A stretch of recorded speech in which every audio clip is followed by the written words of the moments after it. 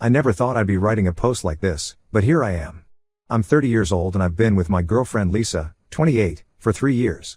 We both work in the maritime industry, often on the same ships for long trips that last 8 to 11 weeks at a time. It's a challenging lifestyle, but we made it work and even thrived in it together. I've been working on ships since I was 22. It's a family tradition. My dad and grandfather were both sailors. I love the sea and the sense of adventure that comes with the job. Lisa joined the industry a bit later, at 25. We met during her first long voyage, and I kind of took her under my wing, showing her the ropes and helping her adjust to life at sea. We hit it off right away. Lisa was smart, funny, and shared my passion for travel and the ocean. Over time, our friendship turned into something more. Working together and living in close quarters on the ship, we got to know each other really well, really fast. It wasn't always easy. The lack of privacy and the stress of the job could be challenging, but we always found ways to make it work. After a year of dating, we decided to move in together during our time on land. We rented a small apartment near the coast, our little haven between voyages. Life was good. We were saving money, planning for the future, and enjoying our time together both at sea and on land. Last year, we took a big step and bought a house together. It was a fixer-upper, but we were excited about the project. We spent our time off working on the house, making plans, and talking about our future. Marriage was on the horizon, and we even started discussing having kids someday. I always said I wanted to wait until after we were married, and Lisa seemed to agree. Everything was going great, or so I thought. We were assigned to the same ship for an 11-week trip, which was pretty standard for us. The first few days were normal. We fell into our usual routines, working our shifts and spending our free time together or with other crew members. About a week into the trip, I noticed Lisa wasn't feeling well. She was nauseous in the mornings and seemed more tired than usual. A small part of me wondered if she might be pregnant, but when I asked her about it, she brushed it off. She said she probably just ate something that didn't agree with her, or maybe she was coming down with a bug. I believed her. We'd always been careful, after all. The next day, everything fell apart. I finished my shift and went back to our cabin to find Lisa unconscious on the floor. There was blood, and next to her was a pill bottle labeled mifepristone, an abortion pill. I was in shock, but I managed to call for help. The ship's medical team rushed her to the infirmary. I waited outside the infirmary, my mind racing. How could Lisa be pregnant? We always used protection. And why would she get an abortion pill without talking to me first? None of it made sense. When the ship's doctor finally came out, he told me Lisa was stable but had suffered complications from a medical abortion. I felt like I was in a bad dream. This couldn't be happening. Once Lisa was conscious and the doctor said it was okay to talk to her, I went in. She looked pale and weak, and when she saw me, she started crying. I asked her what happened, trying to keep my voice steady. That's when the truth came out. Lisa confessed that she had been sleeping with another crew member during our trips. She said it started as a friendship but turned into something more. She thought she was falling for him and was considering leaving me. But when she got pregnant, she found out he was actually married with 2 kids back home. I couldn't believe what I was hearing. 3 years of trust, gone in an instant. I asked her how long it had been going on. She said it had been happening on and off for about 6 months. 6 months of lies, right under my nose. Lisa said she felt trapped and didn't know what to do when she found out she was pregnant. She decided to have an abortion to try to fix everything and stay with me. She ordered the pills online and had them delivered to our last port stop. She took the first pill in secret, but then panicked and didn't take the second one right away, which led to the complications. I was devastated. The woman I thought I would marry had betrayed me completely. All our plans, our house, our future, it all felt like a lie now. I told Lisa I couldn't be with her anymore. We were done. But here's the kicker, we were stuck on the ship together for almost 10 more weeks. I couldn't just leave due to my job responsibilities. So I had to see her every day, working alongside the woman who broke my heart. The next few weeks were hell. I threw myself into work, changing my shifts around to avoid Lisa as much as possible. I ate at odd hours and spent most of my free time alone in my cabin or in parts of the ship where I knew she wouldn't be. When we did have to interact for work, I kept things coldly professional. Lisa kept trying to talk to me, to explain and apologize, but I shut her down every time. I couldn't bear to hear her voice or her excuses. The sound of her crying through the thin walls of our neighboring cabins kept me up at night. The other crew members quickly realized something was wrong between us. Rumors started flying about why we suddenly weren't together anymore. I didn't want to air our dirty laundry, so I just told people we had broken up and left it at that. But it was awkward and painful being in such close quarters with someone I now wanted nothing to do with. To make matters worse, I'm pretty sure I know which crew member Lisa was sleeping with. He's been avoiding eye contact with me and acting sketchy. Part of me wants to confront him, but I know that would only make the remaining weeks of this trip even more unbearable. I've been having trouble sleeping and I've lost my appetite. Being on a ship with nowhere to escape to makes the heartbreak even worse. I find myself staring out at the ocean for hours, wondering how my life fell apart so quickly. I can't wait for this trip to be over so I can get away from Lisa and start putting my life back together. We have a house and other shared assets to deal with. I'm dreading those conversations, but I know I need to protect myself going forward. I'm not sure what I'm looking for by posting this. Maybe just a place to vent and process my emotions. If anyone has been through something similar or has advice on how to cope when you're stuck in close proximity to someone who betrayed you, I'd appreciate hearing it. This is the lowest point of my life and I'm struggling to see any way forward. How do I get through the rest of this trip without losing my mind? And what do I do once we're back on land?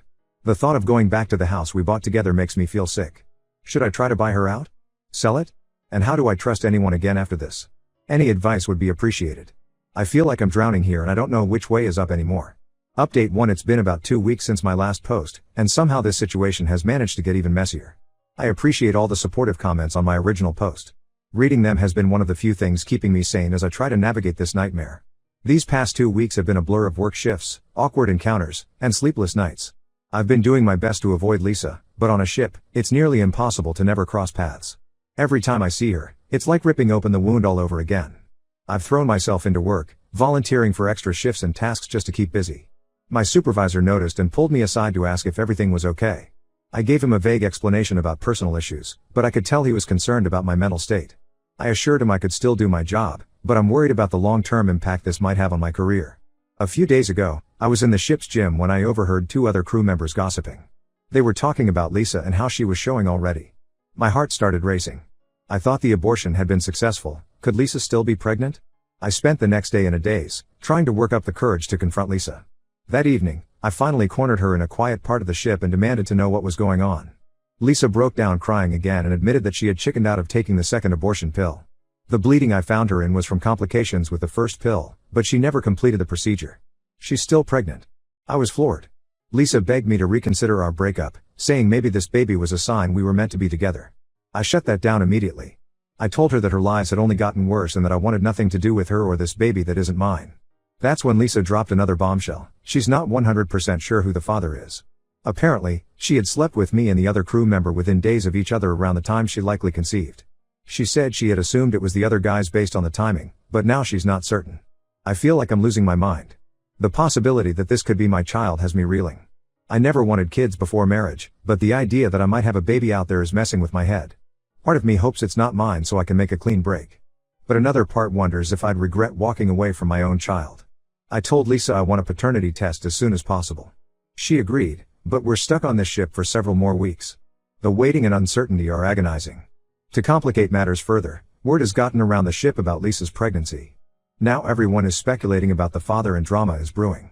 The crew member Lisa was involved with is getting nervous, especially since his wife back home might find out. I've started spending most of my free time alone in my cabin just to avoid the stares and whispers. It feels like everyone is talking about me behind my back. Some people have tried to offer support or advice, but most just seem to be enjoying the drama. My work performance is suffering too. I'm distracted and making silly mistakes. Yesterday, I nearly caused an accident because I wasn't paying attention. My supervisor pulled me aside again and suggested I take some time off when we get back to shore. I'm worried about jeopardizing my career over all this drama. I'm also grappling with a lot of conflicting emotions. I'm still incredibly angry and hurt by Lisa's betrayal. But seeing her struggle with morning sickness and the stress of the situation sometimes stirs up the caring feelings I used to have for her. I have to keep reminding myself that she lied to me repeatedly and destroyed our relationship. The other crew member, let's call him Mike, has been acting strange around me. He keeps trying to talk to me in private, but I've been avoiding him. I'm afraid I might lose control if I have to face him. Part of me wants to report him to our superiors for having an affair with a coworker, but I know that would only make the situation worse. I've been thinking a lot about my future in this industry. I love my job and the sea has always been a huge part of my life, but now it all feels tainted. The thought of going on another long voyage after this, possibly with Lisa or Mike or any of the people who know about this mess, makes me feel sick. The next few weeks until we dock feel like an eternity. I don't know how I'm going to make it through without losing my sanity. I'm trying to take things one day at a time, but the uncertainty of the paternity situation and being trapped here with Lisa and all this gossip is taking a major toll. I'm not sure what my next steps should be. Part of me wants to just walk away from this whole mess as soon as we're back on land. But if there's a chance this is my child, don't I have some obligation? How do I balance protecting myself emotionally with potentially being there for my kid? And what about our house and other shared assets? Should I try to sell everything and make a clean break? Or should I wait until we know about the paternity? The thought of having to deal with all of this legal and financial stuff on top of the emotional turmoil is overwhelming. Any advice on how to cope for the rest of this trip or what to do once we're back on shore would be really appreciated. I feel like I'm drowning here and I don't know which way is up anymore. Update 2. It's been about a month since my last update, and I'm still reeling from everything that's happened. We finally docked last week, and things escalated quickly once we were back on land. The first thing I did was arrange for a paternity test. The waiting period for results was excruciating. I stayed with a friend, not wanting to go back to the house Lisa and I had shared. I threw myself into work, taking on extra shifts at the shipping company's land office to keep my mind occupied. Lisa kept calling and texting, asking to meet up and talk things through. I ignored most of her messages, only responding to say I'd talk to her after we got the paternity test results. Finally, after what felt like forever, I got the answer: I am not the father of Lisa's baby. I felt an overwhelming sense of relief, but also a strange sense of loss that I wasn't expecting. I had started to imagine what it would be like to be a father, despite the circumstances, and now that possibility was gone. I met up with Lisa to tell her the results in person. She cried and apologized again, saying she had hoped the baby was mine because she still loved me. I told her it was over for good and that I wanted to proceed with separating our assets and moving on with our lives. However, that relief was short-lived. The day after I met with Lisa, I received a call from a woman I didn't know.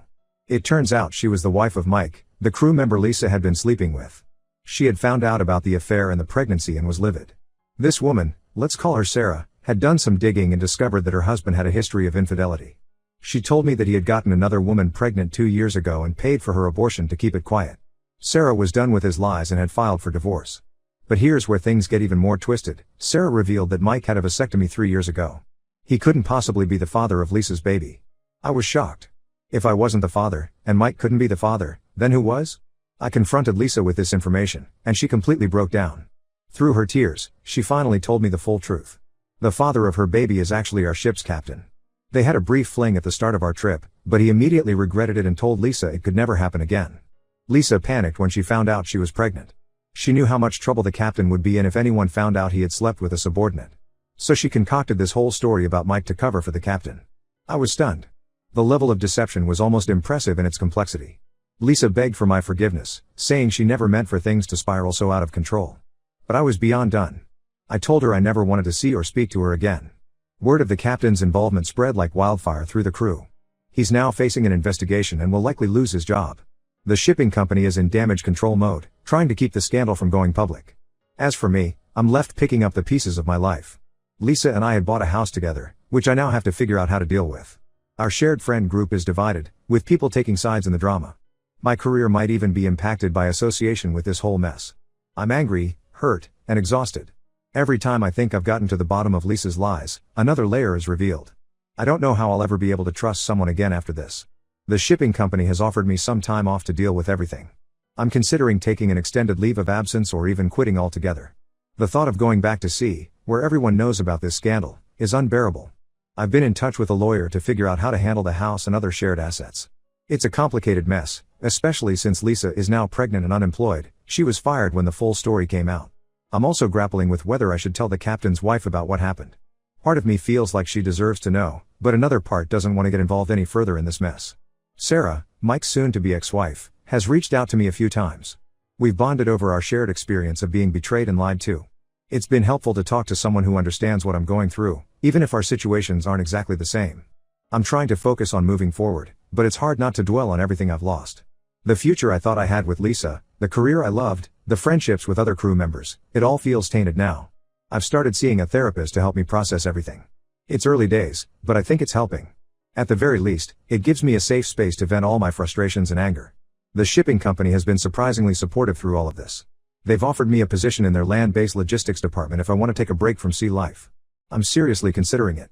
The thought of going back to sea right now makes me feel sick. As for Lisa, I've heard through mutual friends that she's moved in with her parents. She's keeping the baby and plans to raise it as a single mother. The captain, I've been told, wants nothing to do with the child. He's fighting the paternity claim, trying to save what's left of his career and marriage. I'm still angry at Lisa, but I also feel a strange sense of pity for her. She's lost everything: her job, her relationship, her reputation, and now she's facing single parenthood. It doesn't excuse what she did, but I can't help but think about how different things might have been if she had just been honest from the beginning. I know I need to make some decisions soon about the house and my career, but right now I'm taking things one day at a time. I'm focusing on healing and figuring out who I'm outside of my relationship with Lisa and my life at sea. If nothing else, I hope my story can serve as a cautionary tale to others. Trust your instincts, don't ignore red flags, and remember that sometimes the truth is more unbelievable than fiction. Update 3. It's been half a year since my last update, and I'm finally starting to feel like I'm getting my life back on track. The dust has settled from all the drama, and I've had time to process everything that happened. After much deliberation, I decided to accept the land-based position offered by the shipping company. It was a tough decision to leave life at sea behind, but I knew I needed a fresh start away from all the painful memories. The transition hasn't been easy. I miss the ocean and the sense of adventure that came with my old job. But I'm slowly adjusting to life on land and finding new challenges in my work. I sold the house Lisa and I had bought together. Dealing with all the paperwork and seeing her again to sign documents was difficult, but I'm glad it's over. I've moved to a new city for my job and am slowly building a new life for myself. I've rented a small apartment near a park, and I'm enjoying the stability of coming home to the same place every night. As for Lisa, I've heard she had the baby, a little girl. She reached out to me once to apologize again and let me know she was doing well. She's still living with her parents and has found a job at a local business. I appreciated her reaching out, but I made it clear I wasn't interested in maintaining any kind of relationship. It's better for both of us to move on completely.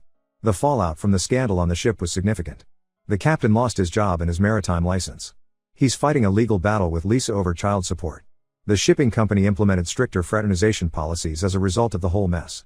I heard through former coworkers that morale on board took a big hit for a while, but things are slowly getting back to normal. One unexpected outcome of this whole ordeal is that I've stayed in touch with Sarah, Mike's ex-wife. What started as commiserating over our exes has grown into a genuine friendship. We meet up for coffee every few weeks to catch up. It's been helpful to have someone who truly understands what I went through. We're both focused on healing and moving forward with our lives rather than dwelling on the past. I've also reconnected with some old friends from before my time at sea. It's been nice to rebuild those relationships and remember who I was before all of this happened. I've taken up some new hobbies too. I've joined a local hiking group and started taking guitar lessons. It feels good to have interests and social connections that have nothing to do with my old life or the maritime industry. I've started dipping my toes back into the dating pool recently. It's been challenging to open myself up again after everything that happened with Lisa. I find myself being overly cautious and suspicious sometimes. But I'm trying to approach new relationships with cautious optimism rather than cynicism. I've been on a few dates, nothing serious yet, but it feels like progress. My therapist has been a huge help throughout all of this. She's helped me work through my trust issues and anger, and given me tools to cope with anxiety and depression. I'm not fixed by any means, but I feel like I'm on a healthier path now. Financially, things have been tight since I had to split assets with Lisa and sell the house, but I'm slowly rebuilding my savings. My new job pays well, and not being away at sea means I have fewer expenses. I'm even starting to think about buying a small place of my own in the future. Looking back on everything that happened, it still feels surreal sometimes. I never imagined my life would take such a dramatic turn. There are still days when I get angry thinking about Lisa's betrayal or sad about the future we'd planned together. But those days are becoming less frequent. I'm learning to trust my instincts more and to value honesty above all else in my relationships. I'm also trying to be more open with my friends and family about my feelings and experiences. This whole ordeal taught me the importance of having a strong support system. Thank you to everyone who followed my story and offered support along the way. Your kind words and advice helped more than you know during some of my darkest moments. I'm looking forward to the next chapter of my life, whatever it may bring.